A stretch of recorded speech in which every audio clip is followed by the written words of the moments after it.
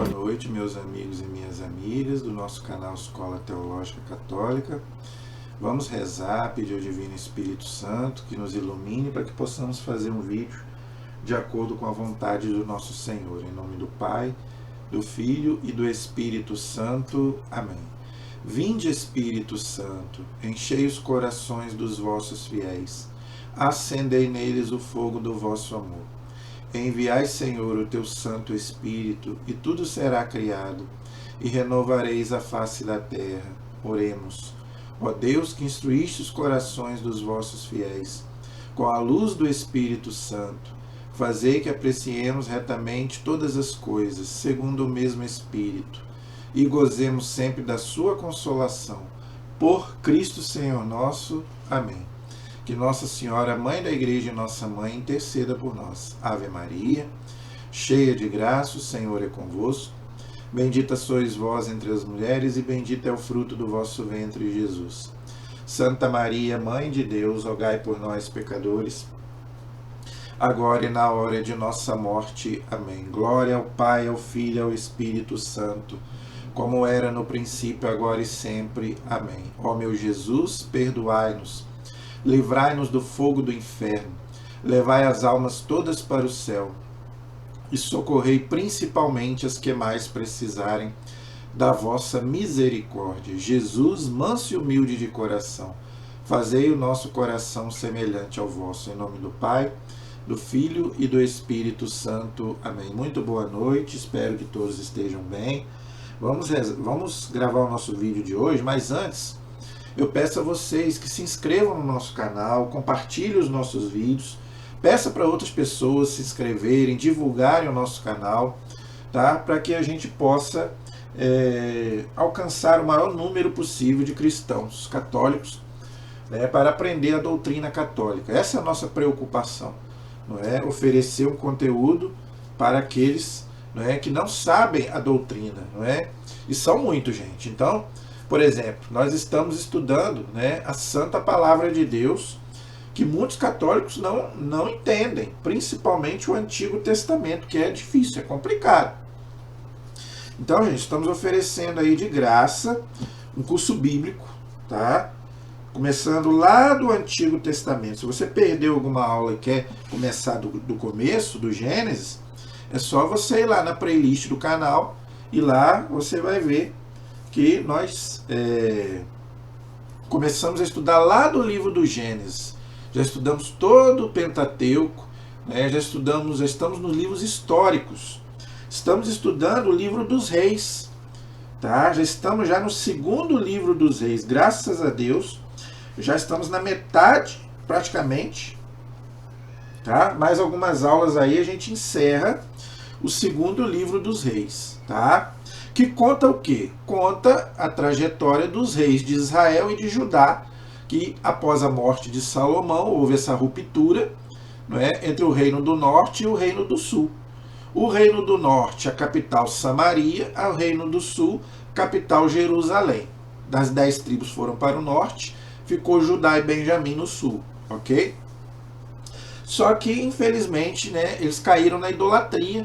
A maioria deles, né, foram idólatras, então Deus abandonava. Quando eles caíram na idolatria, Deus abandonava. Tá? Poucos reis foram fiéis e tementes a Deus. Tá?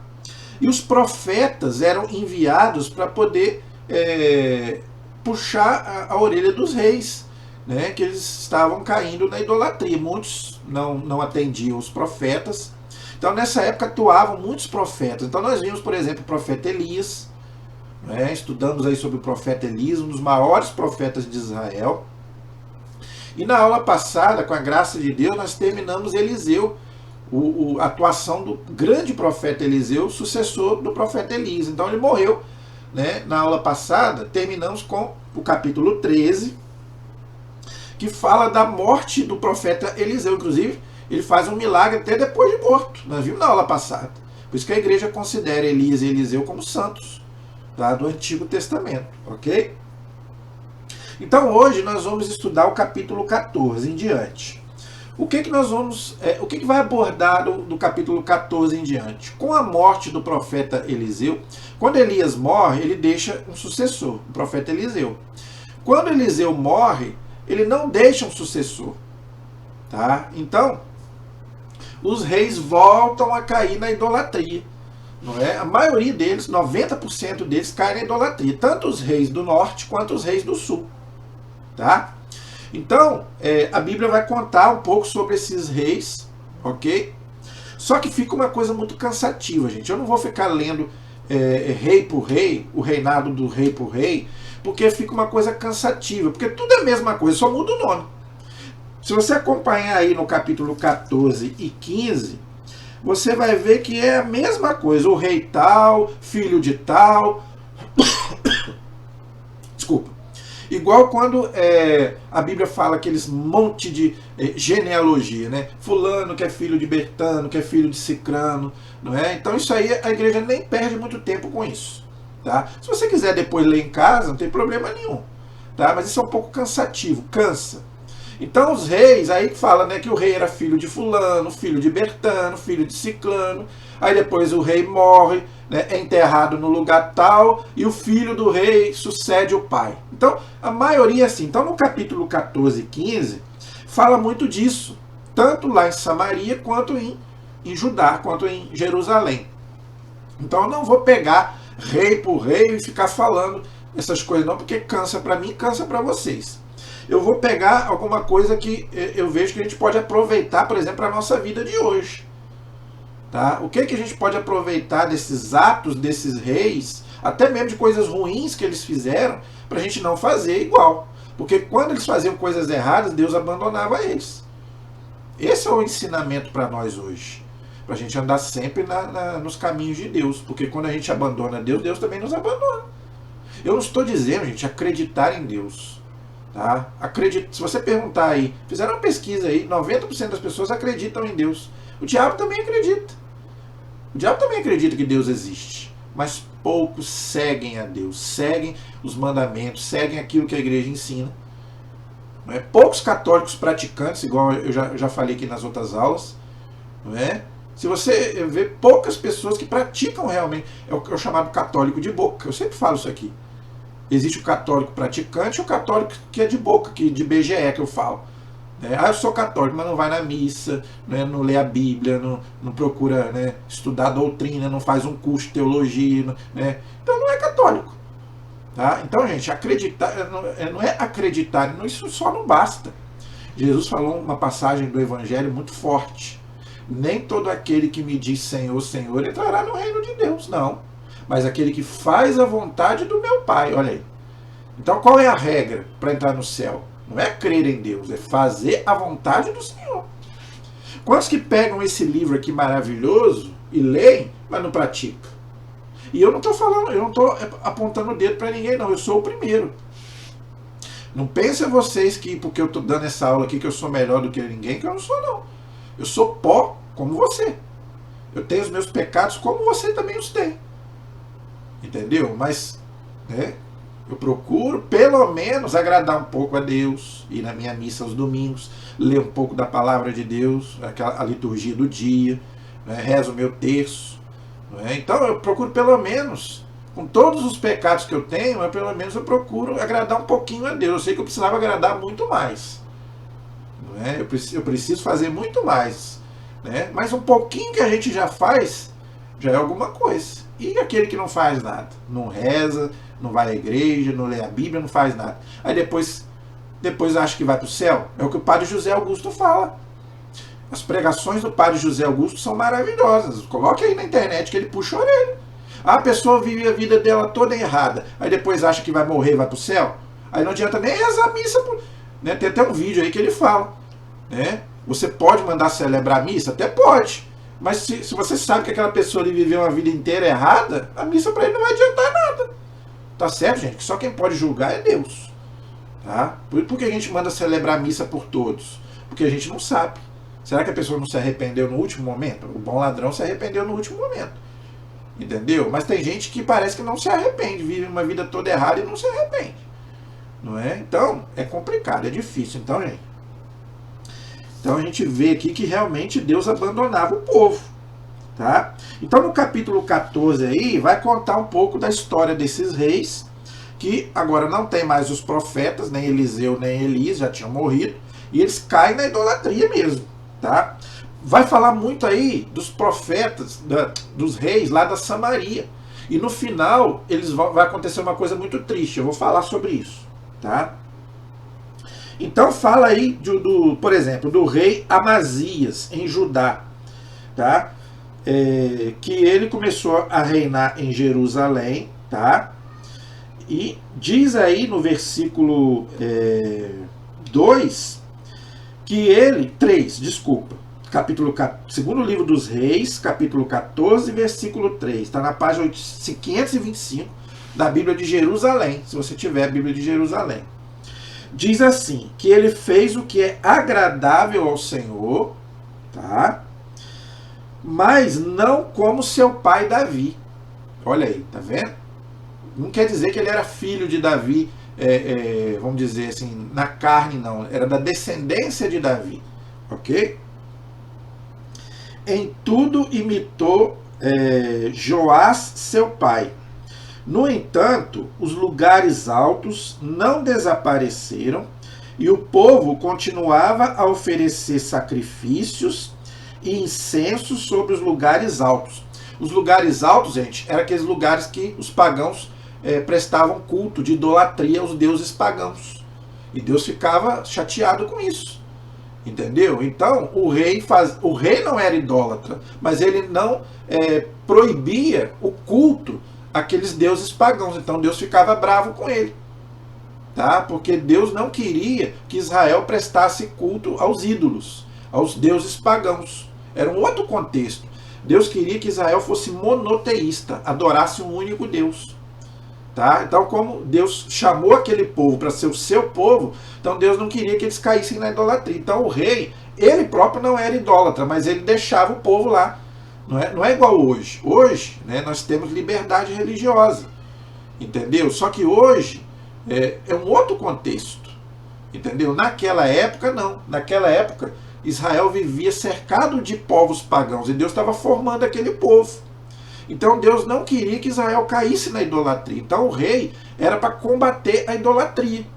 Por isso que Deus mandava, inclusive, né, matar lá os sacerdotes lá dos pagãos. Não é que Deus mandava matar. Era a cultura deles que achava que Deus mandava matar. Tá? Então, não é que Deus mandava matar. Tá? Era a cultura deles que era, né, que eles pensavam isso. Entendeu? Então, por isso que eles quebravam as imagens lá dos ídolos. Isso aí a gente já viu nas aulas anteriores, ok? Então, por isso que diz aí que o rei era fiel a Deus, mas ele não proibia que aquele povo cometesse idolatria. Deus ficava bravo com isso, ok? Logo que o poder real se consolidou em suas mãos, mandou matar aqueles seus oficiais que tinham assassinado o rei seu pai, mas não mandou matar os filhos dos assassinos, em obediência ao que está escrito no livro da lei de Moisés, onde o Senhor ordenou: os pais não serão... Está lá no livro do Êxodo e no Deuteronômio também. Os pais não serão mortos por causa dos seus filhos, nem os filhos serão mortos por causa de seus pais, mas cada um morrerá por seu próprio crime. Antes de falar sobre isso, eu quero dizer aqui que eles prestavam culto, né? Fala aí que eles prestavam culto, né, com incenso, tá? Os pagãos, eles prestavam culto com incenso, mas não tem nada a ver com o nosso incenso, tá, gente? O nosso incenso é para Deus, é para a liturgia. Tá? Então são as nossas orações que sobem até Deus. Está lá no livro do Apocalipse, capítulo 8, versículo 3 e 4. Tá? Então, gente, não tem nada a ver. Esse incenso aqui era lá dos pagãos. Os judeus também tinham lá os aromas dele, os incensos dele. Então, cada religião, né, tem o seu incenso para prestar culto ao seu Deus. Ok? A igreja não quer que a gente acenda incenso em casa. Tá? O incenso é para a liturgia. Então, na liturgia, a igreja quer, né, naquelas solenidades, né, mais importantes, que a gente, aí sim pode usar o incenso, tá? Que simboliza o quê? As nossas orações que sobem até Deus. Aquela fumaça significa isso, ok? E diz aí uma coisa interessante, que os pais não pagam pelos erros dos filhos e os filhos não pagam pelos erros dos pais. Isso é uma coisa importante a gente entender. Pecado de pai não passa para filho e pecado do filho não passa para o pai. Cada um vai se apresentar diante de Deus e vai ter que prestar conta a Deus. Tá? O que pode passar, gente, são heranças genéticas. Isso pode passar. Mas pecado de pai não passa para filho, nem de mãe. Ok? Mas então o que a igreja ensina, que a gente, até alguns padres, né, gostam de fazer a tal oração hereditária? É porque pode passar alguma coisa genética. Entendeu? De doença. Doença a gente sabe que passa. Não é? A gente sabe que pode passar uma doença. Né? O do pai pode passar para o filho, do filho pode passar para a mãe. Eu, por exemplo, tenho pressão alta. Eu herdei da minha mãe, que também tem pressão alta. Então, quer dizer, então, isso é genético. Então, essas coisas podem passar. Então, quando a gente também for comungar, quando a gente for receber o sangue de Cristo, a gente deve pedir para que corte toda herança ruim que vem dos nossos antepassados. Não pecado. Pecado dos antepassados não passa para a gente. Tá? Mas pode vir outras coisas genéticas, tá? Inclusive doenças, como eu já falei. Tá? Então é isso que a gente reza. Tá? Mas não é o pecado do meu pai e da minha mãe não passa para mim. Tá? Então, tanto que quando a gente vai se confessar, a gente confessa o nosso pecado. Ninguém pode confessar o pecado do outro. Ah, eu vim aqui para dizer que o meu irmão cometeu isso. Não posso falar isso.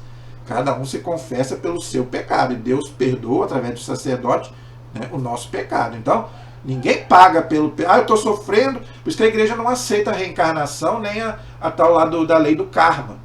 Né? Ah, eu estou sofrendo porque o meu antepassado cometeu aquele pecado. Não, está errado. Eu não sei nem o pecado que é. Eu não sei nem o que o meu antepassado cometeu para me poder... Como é que eu vou me redimir se eu não sei de que é que eu vou me redimir? Porque eu não conheci meu avô, não conheci. Mas não conheci meu tataravô, meu bisavô, não sei mais quem. Então como é que eu vou pagar pelo pecado dele? Não tem lógica. Então aqui diz bem claro, a Bíblia diz bem claro que pecado de pai e de filho não passa, né, um para o outro, ok? Pode passar coisas genéticas, isso pode passar, ok? O rei venceu os edomitas, que são descendentes lá de Esaú, não é? O irmão de Jacó, no Vale do Sal, um total de 10.000 homens, e tomou de assalto a rocha, e deu-lhe o nome de Gesetel, que ela conserva até o dia de hoje. Então aí, né, continua, né, narrando aí as guerras que eles travavam, né, entre, né, Israel e Judá, ok? Aí continua, né, falando sobre o rei, tá? Diz aí que ele deu a tua filha por esposa. Ele pede, né, dê a minha filha, né, a tua filha por esposa a meu filho, né, mais os animais selvagens, né, mas só que o rei não quis dar, não é, a filha para o filho do rei, ok? Mas Amazias não lhe deu ouvidos ao rei de Israel e ele partiu para a guerra. Aí começa a contar, né, aquelas guerras que eu vou passar, né, ele prendeu o rei, né, aí aquelas guerras que nós já falamos aqui, para não ficar aquela coisa muito cansativa, nem para mim, nem para vocês. Ok? O rei fez prisioneiro, ele veio a Jerusalém, fez uma brecha na muralha, desde a porta de Efraim até a porta do ângulo. Apoderou-se de todo o ouro e prata e todos os objetos que se achavam no templo do Senhor e do tesouro do palácio real, né, além de reféns, e voltou para Samaria. Então, o rei da Samaria venceu lá o rei de Judá e pegou lá todo o ouro e toda a prata que tinha no templo de Salomão, que era um templo, gente, gigantesco, e era um templo que tinha muita coisa. Nós já falamos sobre isso. O templo de Jerusalém era uma coisa espetacular, que depois Nabucodonosor o rei da Babilônia vai invadir e vai destruir tudo. Nós vamos ver mais para frente. Mas o templo de Jerusalém era uma coisa espetacular. Era todo revestido de ouro. Nós vimos lá no primeiro livro dos Reis, capítulos 6 e 7. Então, era uma coisa extraordinária, né? O Templo de Salomão lá em Jerusalém, ok? Aí fala aquilo que eu já falei, como que ele morreu, né? Onde foi enterrado, e o filho dele, não é? Depois reinou, não é? Aí continua falando sobre, né, essas guerras que haviam entre eles, no versículo 39, o 18, desculpa. O resto da história de Amazias está escrito no livro dos reis de Judá. Tramaram contra ele uma conspiração em Jerusalém, e ele fugiu para Laques, mas mandaram persegui-lo e ali o mataram. Transportaram seu corpo a cavalo e o enterraram em Jerusalém, junto de seus pais na cidade de Davi. Todo o povo de Judá escolheu Uzias, que tinha 16 anos, e o constituiu rei em lugar de seu pai, tá vendo? Então, gente, tudo isso é o que eu falei, tudo não muda nada, só todos eles falam a mesma coisa, fulano, né, filho de fulano, então fica cansativo, nós podemos passar. Aí aqui vai continuar, no versículo 23, vai continuar falando a mesma coisa, não é?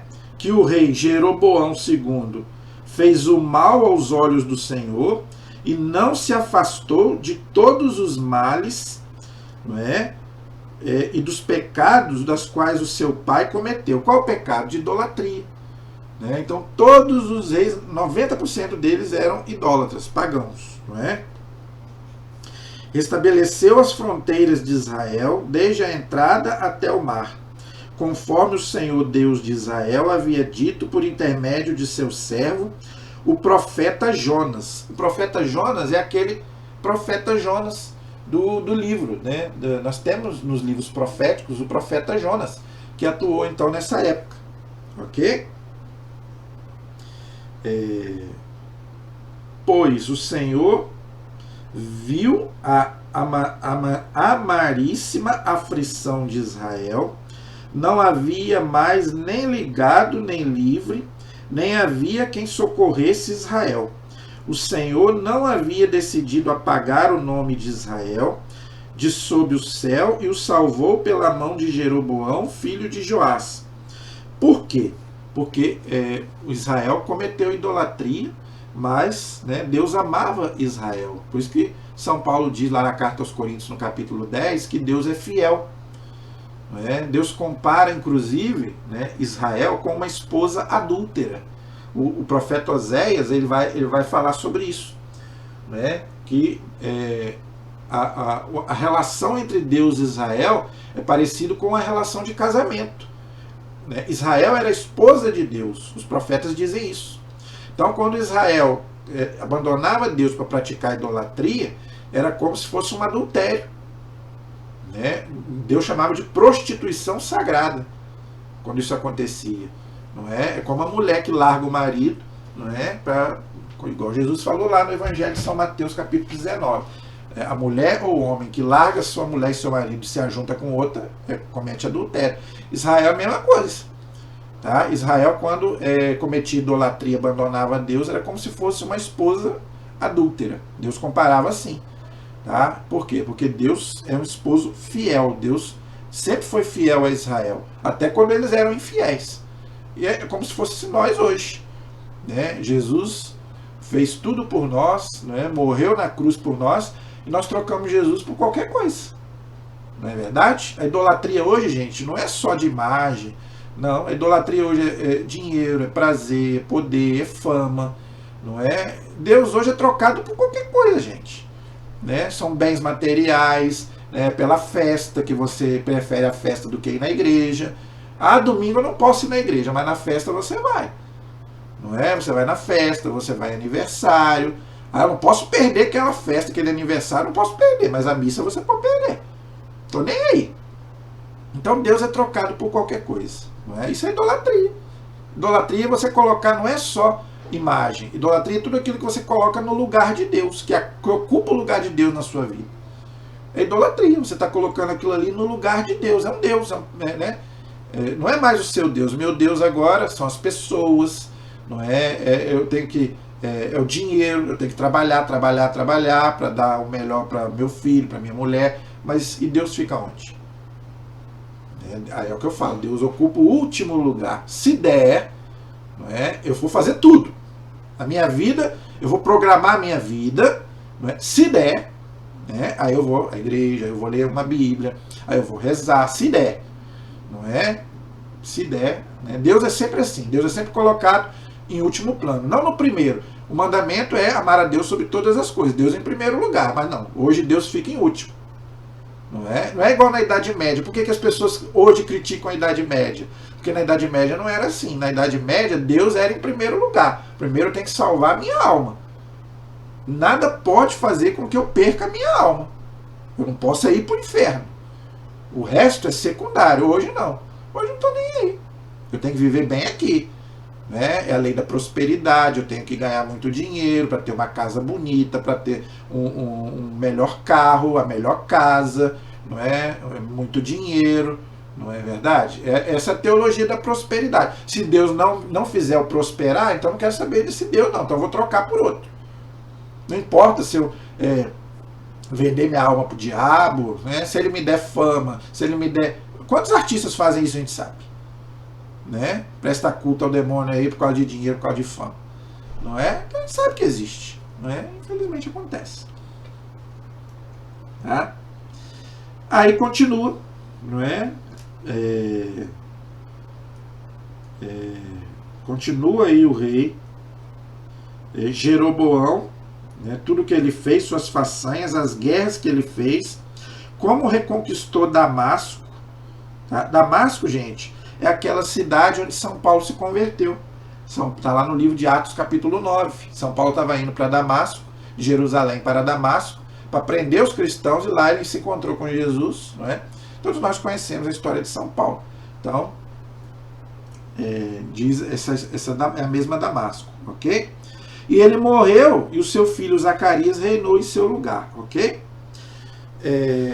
Aí fala também do capítulo 15, fala de um rei chamado Osias, que reinou em Judá, tá? E ele fez o que é agradável ao Senhor, como tudo que fez o seu pai Amazias. Então, assim como o pai dele também, ele também não era mau, vamos dizer assim. Só que assim como o pai dele, ele também não acabou com a idolatria em Israel. Então Deus ficou também bravo com ele, tá? Entretanto, os lugares altos não desapareceram, e o povo continuava a oferecer sacrifícios e incenso nos lugares altos, ou seja, continuava praticando idolatria. Esses lugares altos eram os templos pagãos, onde eles prestavam culto lá a Baal, a Serás, Moloque, aqueles, enfim. Gente, eram muitos deuses, né? Eram muitos ídolos, não é?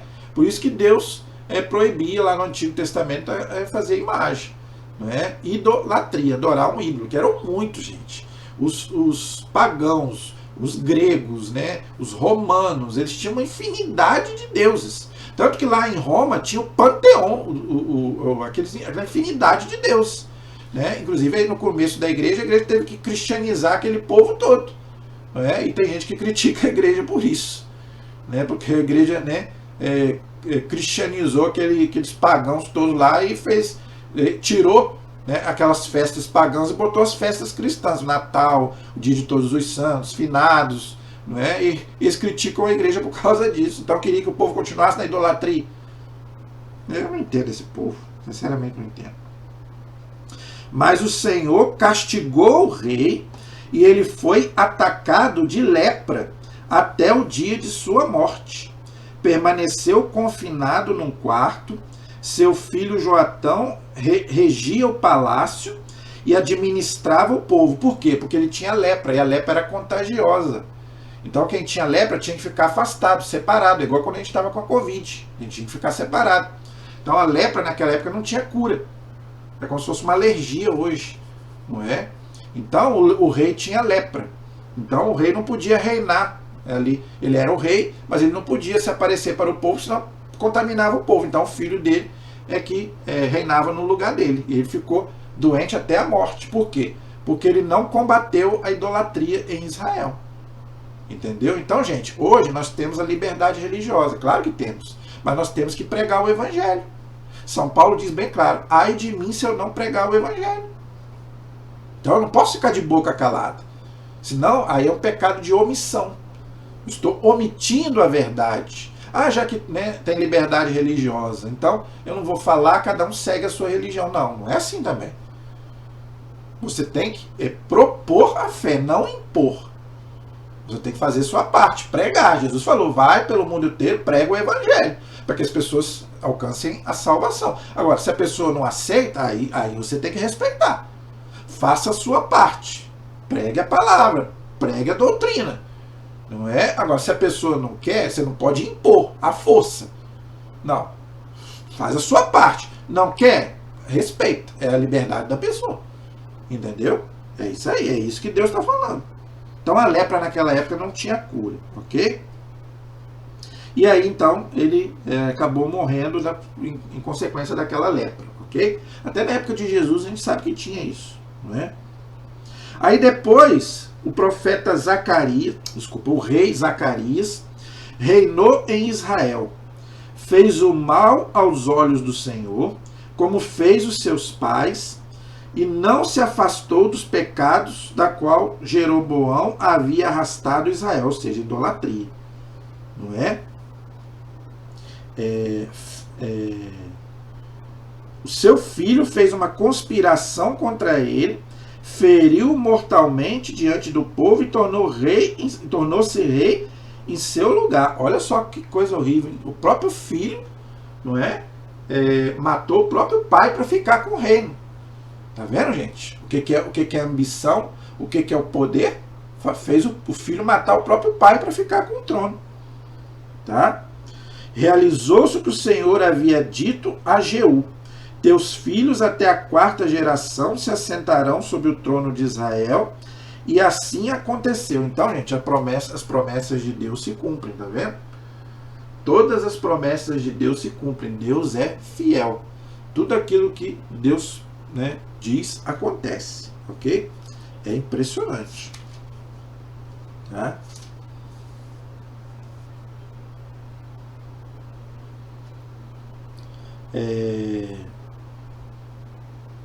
Selum tornou-se rei e reinou na Samaria, tá? E ali matou, né, o seu filho chamado Jabes, né? Não, desculpa, né? O filho dele também o matou para reinar em seu lugar. Olha só, hein? Tá? É impressionante.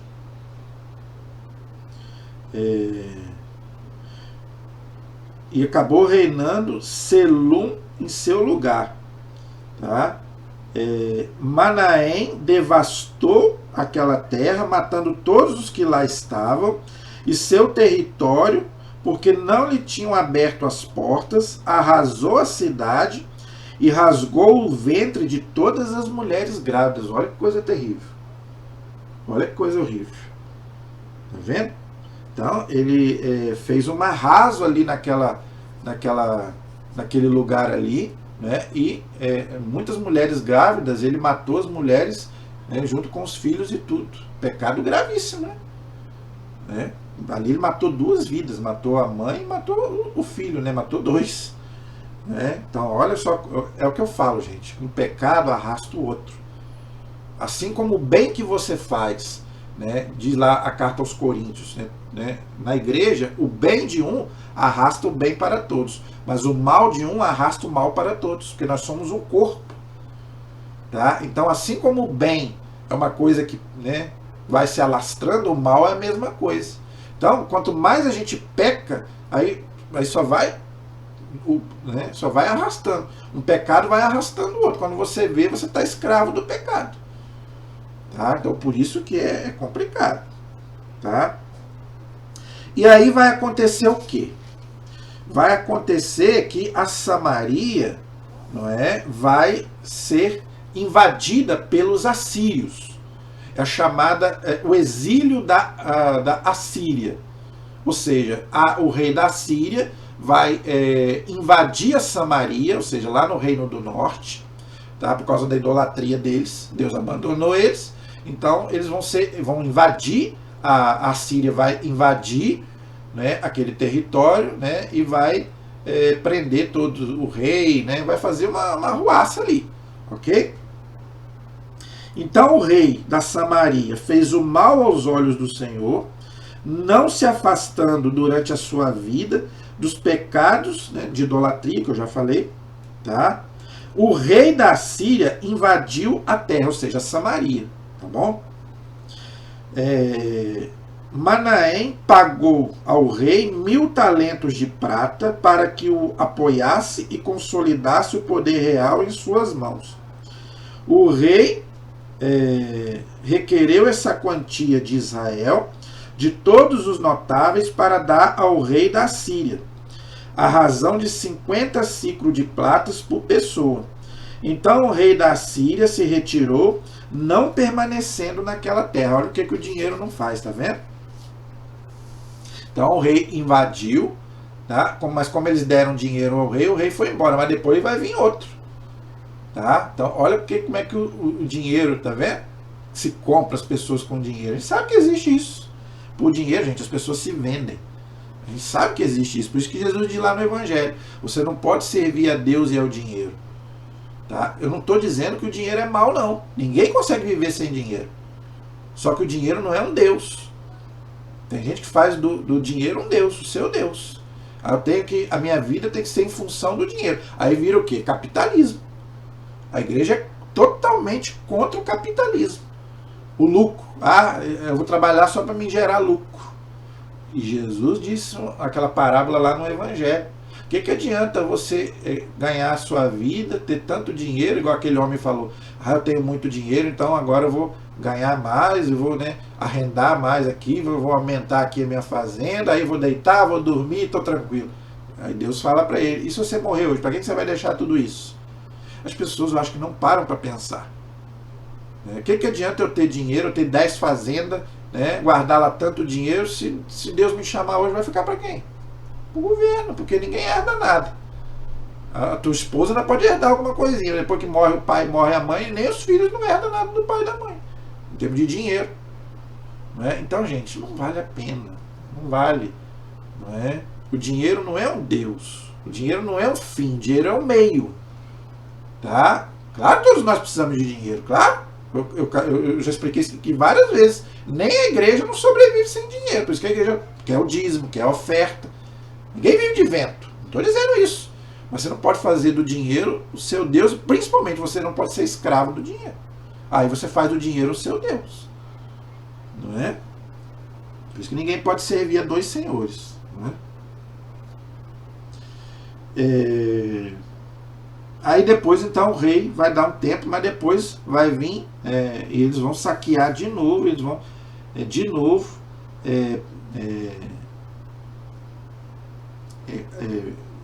invadir a Samaria, tá? Aí o outro rei chamado Facéias também fez o mal aos olhos do Senhor, não se afastando dos pecados do seu pai, ou seja, idolatria. Não é? Seu escudeiro conspirou contra ele e assassinou na Samaria, na torre do palácio real. Olha só. Assim como lá mais dois homens que eu não vou falar porque é um nome difícil. Tinha consigo 50 homens, matou o rei e reinou em seu lugar. Então, né, eles mataram o rei para poder ficar com o trono. Isso acontecia, gente. Isso acontecia até mesmo acontecia até na história da igreja. Quantos papas foram assassinados no século X, chamado século de ferro? Por quê? Porque cada um queria fazer o papa.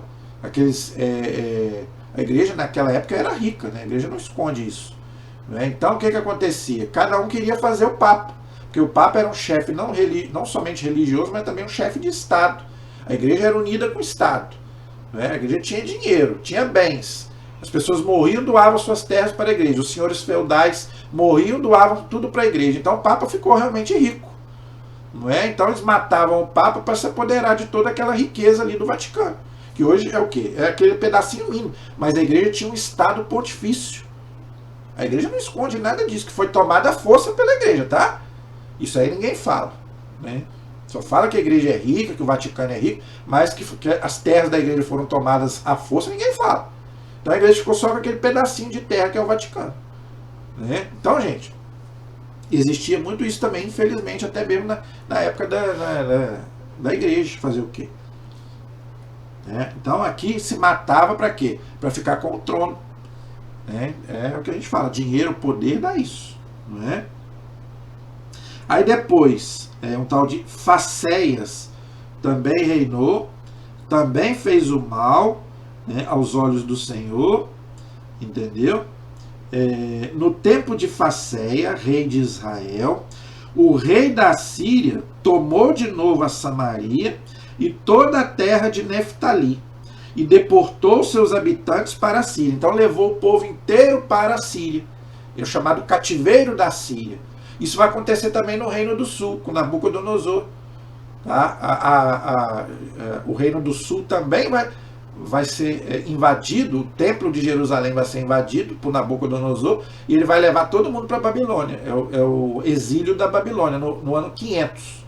Aqui é no ano 700, 200 anos antes. Tá? O exílio da Síria, o exílio da Babilônia é no ano 500. Ok? Então o rei levou todo mundo lá para a Síria. Oséias, filho de Ela, conspirou contra Facéia, filho de Romelias, feriu mortalmente e tornou-se rei no seu lugar. É o que a gente já estudou, não é? Aí depois reinou em Judá um rei chamado Joatão, tá?